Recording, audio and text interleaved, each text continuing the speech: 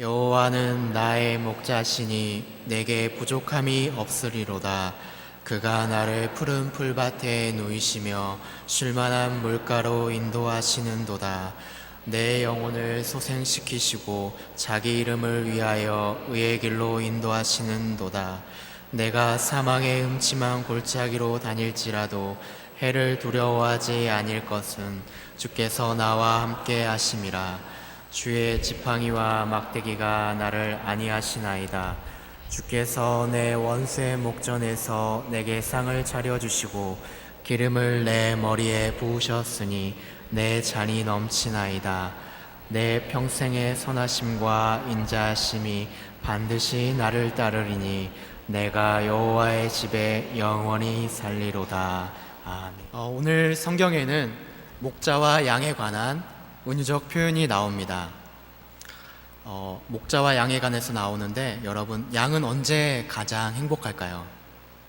양은 항상 목자의 인도 아래서 또 울타리 안에 있어야 행복합니다.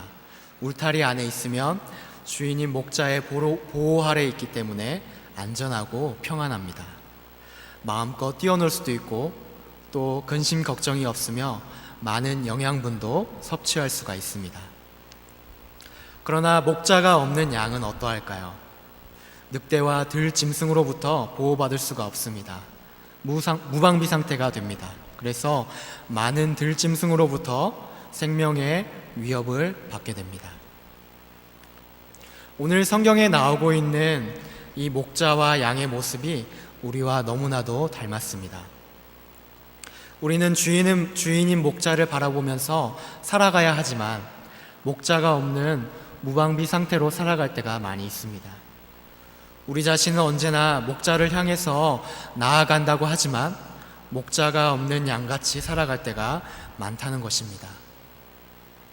주인인 목자보다는 울타리 밖의 일에 더 관심을 가지고 있습니다.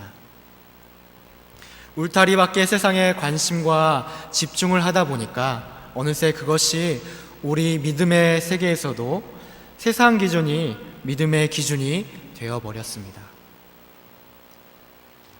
그러다 보니 삶의 모습 속에서 하나님께 감사하던 삶의 모습이 사라지게 되고 불평이 자리 잡게 되고 서로를 사랑하지 못하고 정죄하는 일에 목소리를 높이게 되었다는 것입니다. 삶의 기준을 나를 통해서 바라보기 때문에 사랑과 이해보다 불만과 비평의 소리만 높아져 버리고 결국 늑대와 들짐승인 사단에 노출이 되어 버렸습니다. 오늘 성경에 은유적으로 표현하고 있는 이 양은 시력이 매우 약하다고 합니다. 그래서 눈앞에 사물만 겨우 볼 수 있을 정도라고 합니다. 한마디로 멀리 볼 수가 없다는 것이죠. 우리는 바로 이 양과도 같습니다. 멀리 볼 수 없기 때문에 주인만을 바라보아야 합니다. 진리의 길만 바라보고 나아가야 합니다. 목자를 바라보지 못하고 울타리 밖의 일들에 마음을 쏟다 보면 결국 어둠의 길에 달려가는 어리석은 사람이 될 수밖에 없다는 것입니다. 양은 눈이 어두워서 길을 잃어버리면 큰 울음으로 주인을 애타게 찾는다고 합니다. 길을 잃어버린 양이 크게 부르짖으면서 목자를 찾듯이 우리의 영혼이 갈급하게 하나님을 찾아야 될 줄로 믿습니다. 사랑하는 성도 여러분, 우리를 삼키려고 노리는 늑대들 또 사단에게 무방비 상태로 당해서는 안 됩니다. 울타리 밖의 일에 빠져서는 안 됩니다. 하나님보다 다른 것에 더 마음을 쏟아서는 안 됩니다. 주인인 목자가 안타까워하면서 우리의 양들을 돌아오기를 바라고 있습니다. 양의 모습으로 살아가는 우리 지금 삶의 모습은 어떠합니까? 길을 잃고 헤매는 양과 같이 되었을 때 우리는 정말 주인인 목자를 큰 소리로 크게 부르짖고 있습니까? 아니면 여전히 목자를 찾지 않고 다른 곳을 바라보고 있지는 않습니까?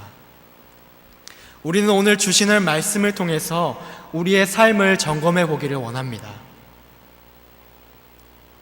양은 목자 안에 있을 때 마음이 평안하고 안전하며 행복해합니다. 그 안에서 참 평안과 쉼을 얻게 됩니다. 주인이 인도하는 초장에서 맛있는 양식의 풀을 뜯어 먹으면서 사나운 이리와 또 사자의 위협으로부터 보호를 받습니다. 또한 병들어 죽을 수 있는 상황에서도 주인인 목자가 지극정성으로 이 양을 치료해 줍니다. 실로 그것이 참 평안의 장소이며 위로의 초장인 곳입니다. 그렇기에 양이 진정으로 있어야 할 곳은 바로 주인이 있는 푸른 초장의 곳입니다. 그렇다면 우리가 진정으로 찾고 부르짖으며 나아가야 할 곳은 어디인지를 설명해 주고 있습니다. 바로 울타리 아닌 교회이며 또 목자이신 예수님 안에서 사는 것임을 말해 주고 있는 것입니다. 그러므로 우리는 교회에 나오기를 즐겨하며 또 하나님이 기뻐하시는 일에 더욱 동참할 수 있기를 원합니다. 오늘날을 살아가는 사람들은 존재 이유의 근본적인 목적, 또 내가 왜 이 땅에 오게 되었는가, 또 나를 만든 분은 누구인가 라는 창조자의 절대성을 인정하기보다는 눈앞에 보이는 목적만을 위해서 살아가고 있습니다. 죽게 되면 다 놓고 가야 할 것을 쫓아서 살아가고 있습니다.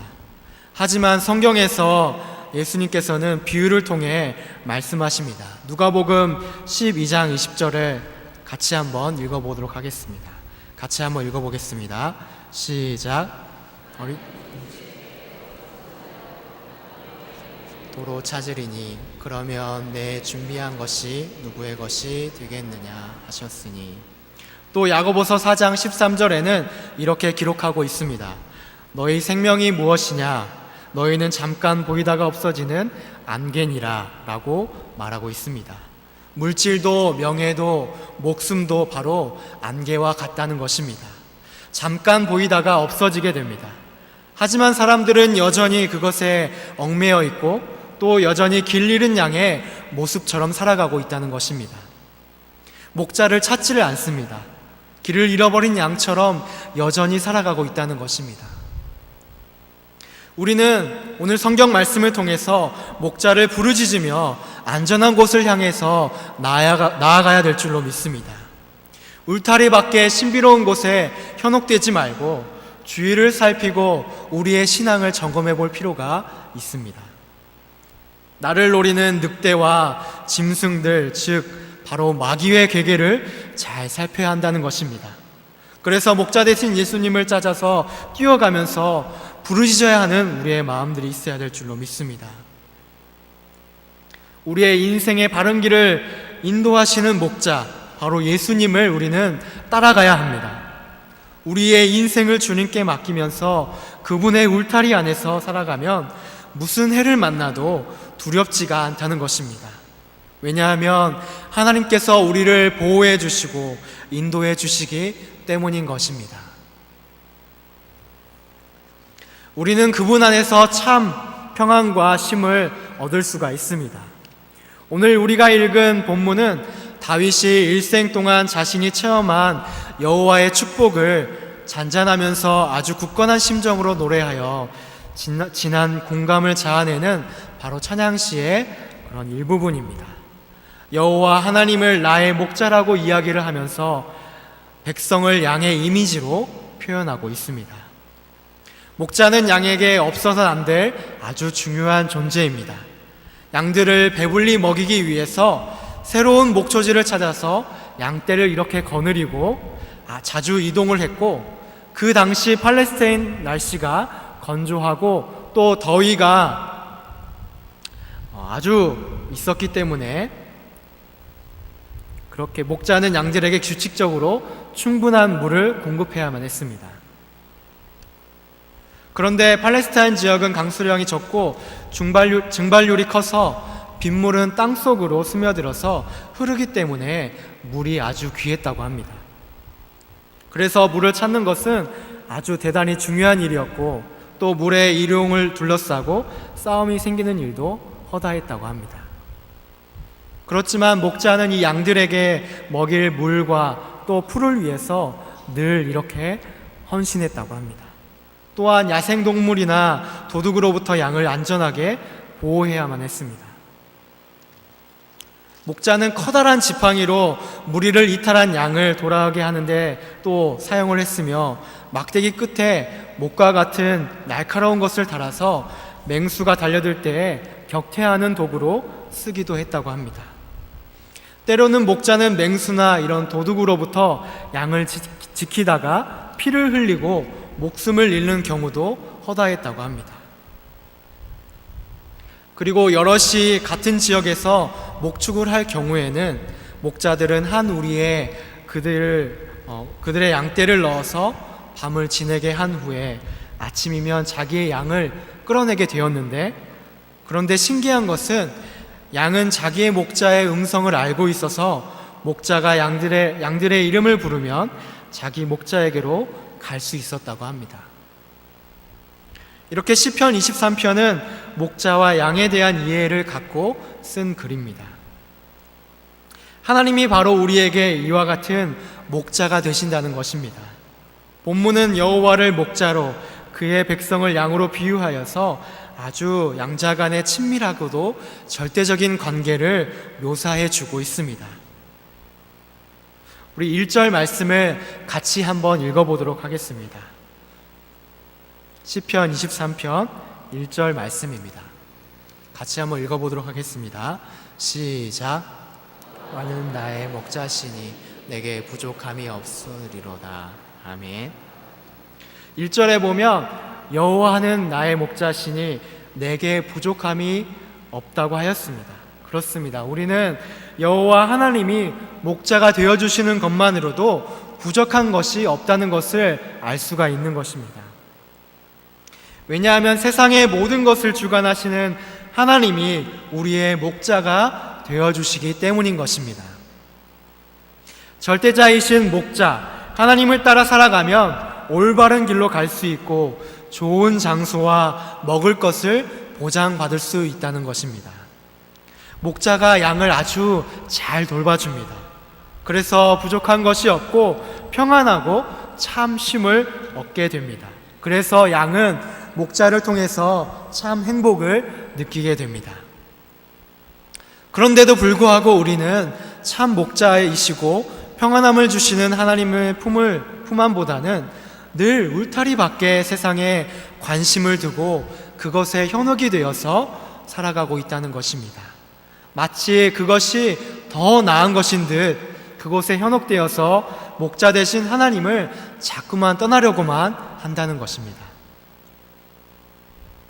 그래서 결국 하나님께서 채워주시는 것을 부족하다고 생각하고 더 욕심을 가지고 목자에게 불평을 하면서 목자를 떠나서 세상을 떠나 살아가는 영혼들이 많이 있다는 것입니다.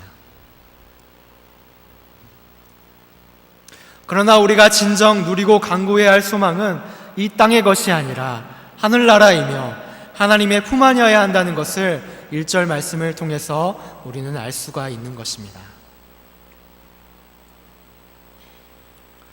여러분들의 짐에는 옷이 몇 벌이나 있으십니까? 우리에게는 옷이 아주 많이 있습니다.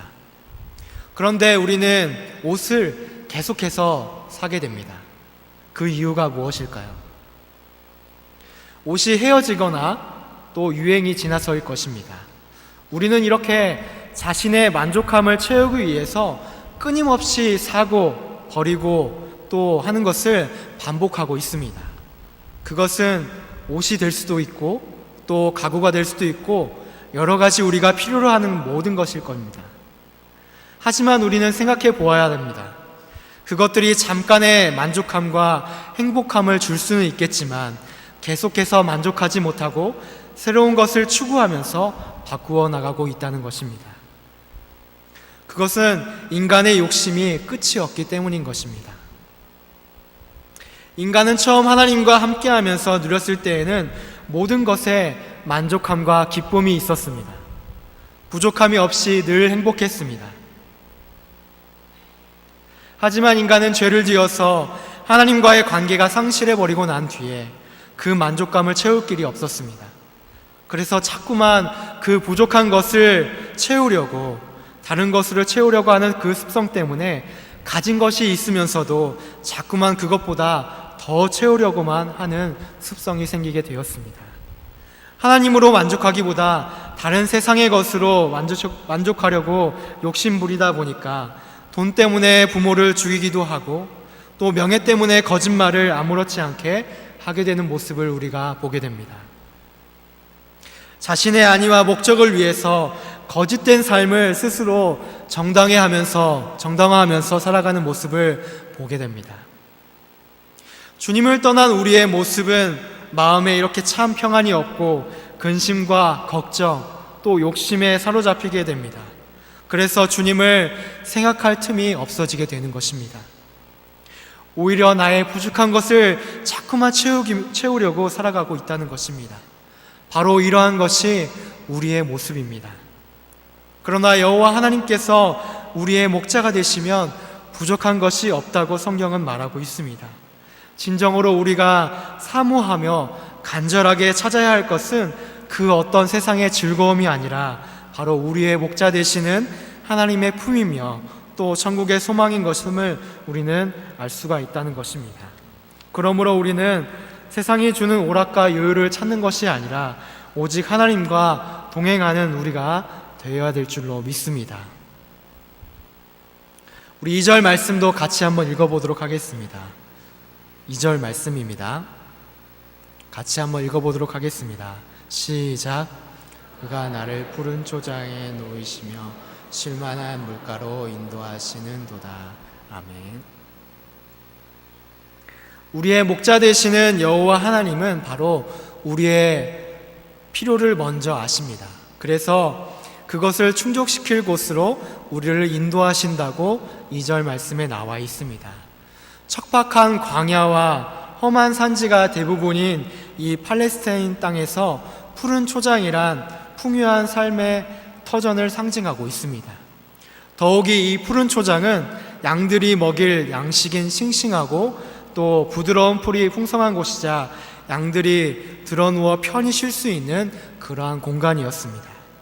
즉 이것은 양의 생존에 필수적인 풍요와 평안 및 안전이 있는 곳을 상징하고 있습니다.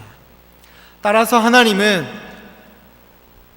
당신의 택하신 백성들에게 이렇게 영의 양식과 또 육의 양식으로 필요에 따라서 풍성히 공급해 주신다는 것을 우리에게 설명해 주고 있습니다. 목마른 양떼를 풀밭과 물가로 인도하시는 목자와 같이 우리 하나님께서는 우리의 영혼의 갈급함을 이렇게 미리 아시고 생수의 강이 넘쳐오르는 말씀과 또 성령 가운데로 우리를 이끄신다는 것을 말씀을 통해서 보여주고 있습니다. 배고픈 양떼를 푸른 초장으로 인도하시는 우리 목자와 같이 이 세상에서 참된 만족을 얻지 못하는 우리를 참된 만족과 축복이 넘치는 하나님의 나라로 인도해 주신다는 것입니다. 바로 우리의 목적은 부와 명예를 찾는 것이 아니라 그의 나라와 의를 구하는 데 있습니다. 그렇게 바로 육의 갈급함이 아닌 영혼의 갈급함을 찾아서 나아가야 될 줄로 믿습니다. 목자이신 하나님께로 나아와서 바로 이렇게 영혼의 갈급함에 목을 축여야 될 줄로 믿습니다. 영혼의 양식을 먹어야 됩니다. 그리고 그분을 따라서 하나님의 나라에 인도되는 성도의 견인이 참된 삶의 길일 것입니다. 성경에서는 예수님께서 물을 길러온 사마리아 여자에게 내가 주는 물을 영원히 목마르지 아니하리니 라고 말씀하셨습니다. 영원히 목마르지 아니하는 물, 그것은 바로 예수님을 믿음으로 천국의 백성이 되는 것입니다. 우리는 세상에 홀로 있는 것 같지만 목자이신 하나님께서 언제나 우리와 동행해 주십니다. 우리 하나님은 아주 먼 곳에 홀로 떨어져 계시는 분이 아닙니다. 우리의 삶 속에서 잠잠히 바라보시고 우리의 삶을 여전히 이끌어주고 계십니다. 내가 힘들어할 때 같이 힘들어하시고 또 내가 아플 때에도 주님은 마음 아파하고 계십니다. 내가 주님의 길을 따라가면서 주님을 길을 찾고 주님께 기도할 때에 주님께서는 잘했다 칭찬하시며 우리와 함께하고 계십니다. 그러므로 푸른 초장으로 인도하시는 하나님과 함께 걸어가며 감사하는 삶을 살아가기를 원합니다. 하나님은 우리의 삶 가운데서 여전히 우리를 이렇게 인도하여 주십니다. 진정 하나님께서 우리가 가야 할 길과 다다라야 할 곳을 미리 아시고 계신다는 것입니다.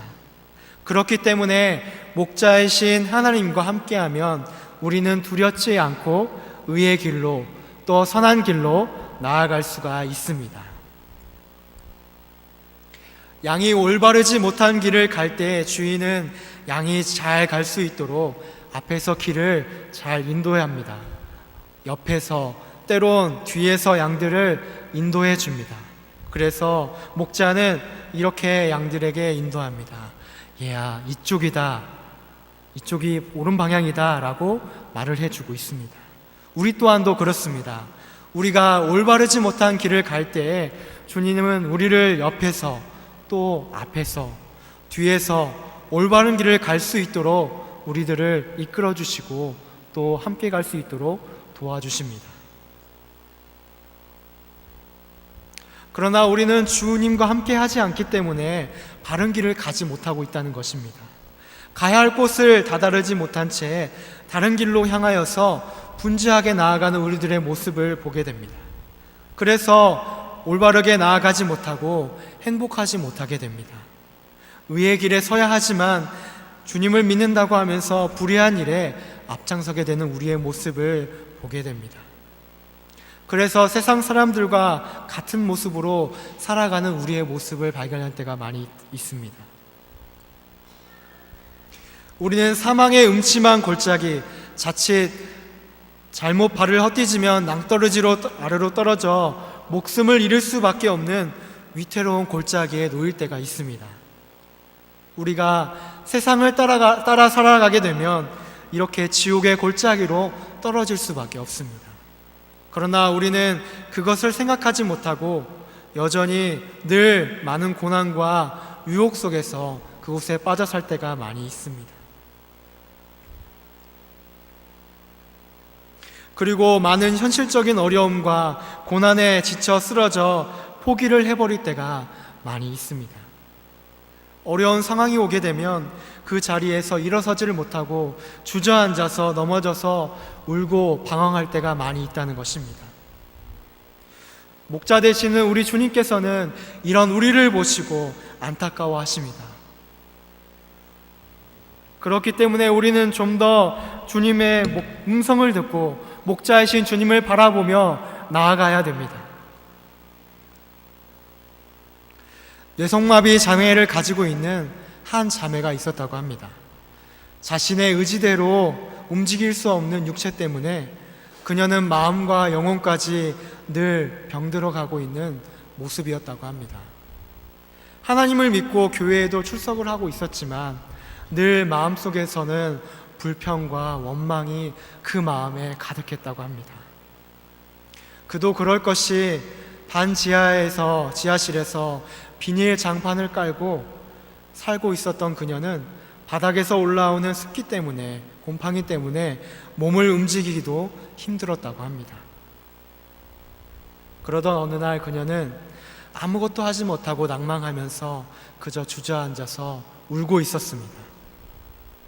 하나님, 남들은 많은 땅에서 살게 하시면서 왜 저에게는 이런 곳에서 살게 하십니까? 라고 울면서 하나님께 기도를 드렸다고 합니다. 그러자 하나님께서는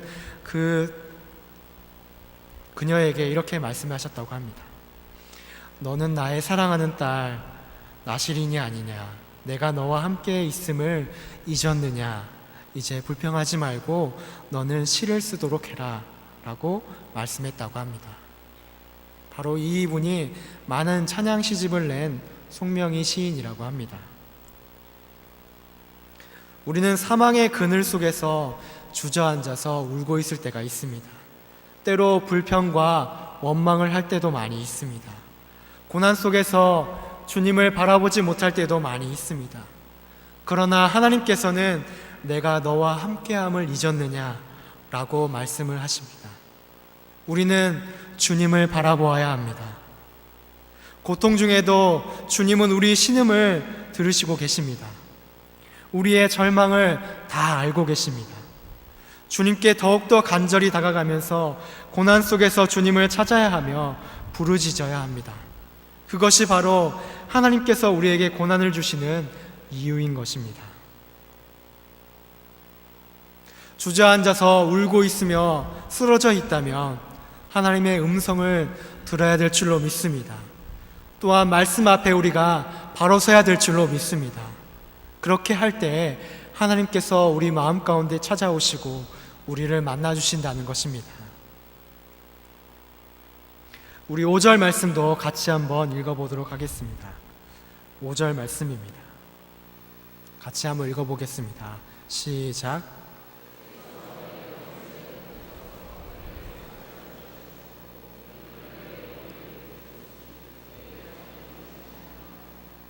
오절 말씀해 보니까 주께서 내 원수의 목전에서 내게 상을 차려주신다고 이야기를 하고 있습니다.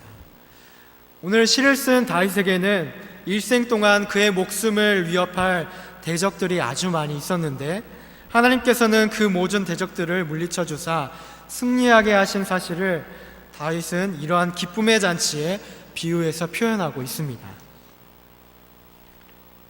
주님께서는 우리를 해하려고 위협하는 많은 세력들과 마귀로부터 우리를 보호해 주십니다. 험한 광야길에 홀로 떨어져서 깊은 바위 틈에 빠져서 있다 할지라도 우리 목자 되시는 여호와 하나님께서는 우리를 버리지 않으시고 끝내 우리를 찾아내셔서 능력의 팔로 우리를 구원해 주신다는 것입니다. 목자는 양을 위해서 사나운 맹수의 침입을 막기 위해서 항상 양들의 앞에 지키고 그들 앞에 서 있습니다. 그리고 맹수가 양을 위해서 덤비려고 할 때 목자는 과감하게 이 맹수에게 달려들어서 양을 보호한다고 합니다. 우리의 목자 되시는 주님이 바로 이러한 모습입니다. 마귀의 계획과 유혹으로부터 우리를 보호해 주십니다. 또 우리를 지켜주십니다. 안전하게 보호해 주시고 많은 대적들로부터 우리를 물리쳐 주시고 계신다는 것입니다.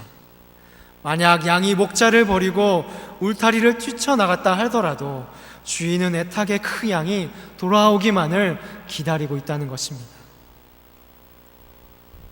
왜냐하면 목자는 그 양을 정말 아끼고 사랑하기 때문입니다. 우리는 주님을 떠나서 세상 속에서 방황하면서 살아갔다 할지라도 그분 품 안으로 돌아오게 된다면은 하나님께서는 벌을 내리시지 않고 오히려 기뻐하며 우리를 맞아주실 걸로 믿습니다. 우리 성경에 찾아보면 돌아온 탕자의 비유를 보면 아들이 다시 돌아왔을 때에 아버지가 기뻐하면서 잔치를 열었습니다. 아들을 꾸중하지 아니하였습니다. 주님의 마음이 바로 이러한 마음입니다. 잃어버렸던 양이 다시 목자의 품으로 돌아왔을 때에 더없이 기쁘고 행복해하고 있는 모습을 우리가 알 수 있습니다. 또한 5절에 보니까 내 잔이 넘치나이다 라고 말을 하고 있습니다. 주의 은혜와 사랑으로 우리의 잔이 늘 넘치고 있다는 것을 다윗은 표현하고 있습니다. 날로 풍요롭다는 것을 표현하고 있습니다. 오늘날 우리에게 베푸시는 이 하나님의 은혜는 이와 같이 조금도 부족함이 없이 넘치도록 늘 풍족하고 충만하고 있다는 것을 우리에게 이야기하고 있습니다. 주 안에서 있을 때 우리의 잔은 풍성하며 늘 은혜로운 날들을 이야기하고 있습니다. 다만 문제는 우리가 풍성한 하나님의 은총을 받아 누릴 수 있는 우리의 잔을 준비하고 있느냐 하는 것을 우리는 깨달아야 될 줄로 믿습니다. 우리가 정말 그 잔을 준비하면서 기다리고 있을 때 우리의 잔이 풍성하며 늘 넘치게 될 줄로 믿습니다. 사랑하는 우리 성도 여러분, 우리는 주님께서 주시는 은혜의 잔을 받기 위해서 준비되어져야 합니다.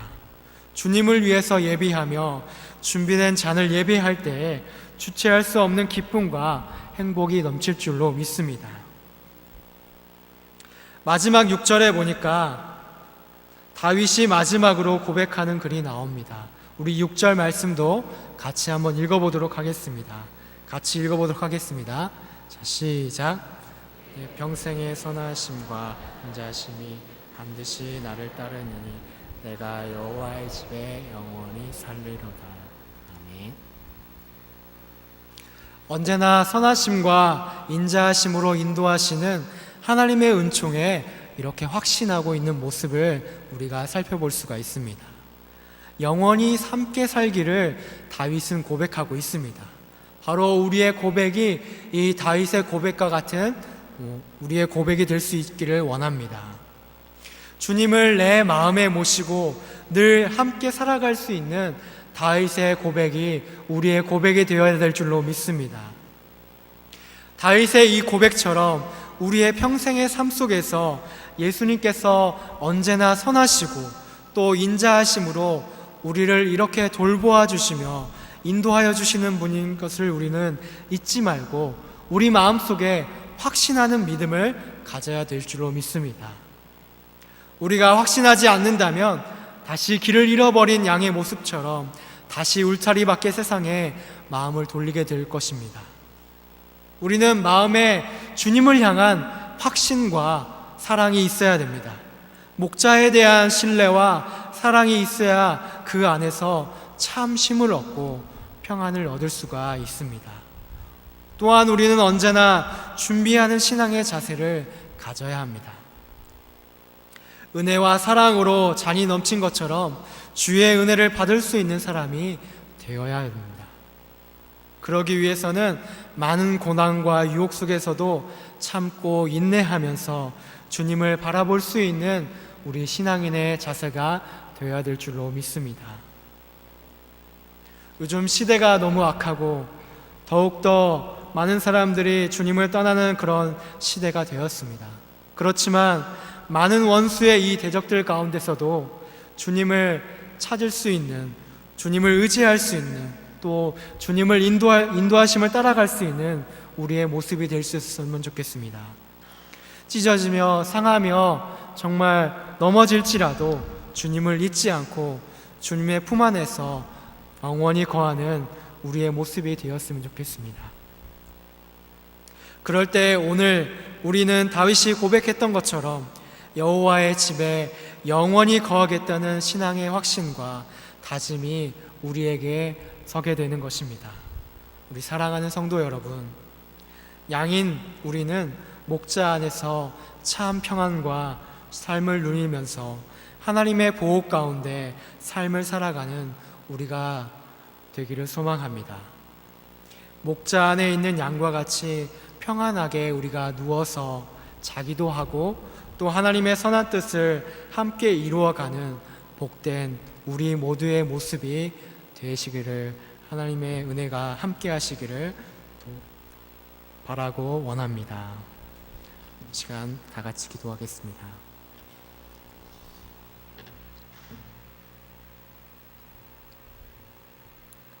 하나님 아버지 감사합니다. 하나님의 은혜 가운데 이 시간 함께 예배드리고 부족하지만 하나님의 말씀을 나누게 하심을 감사합니다.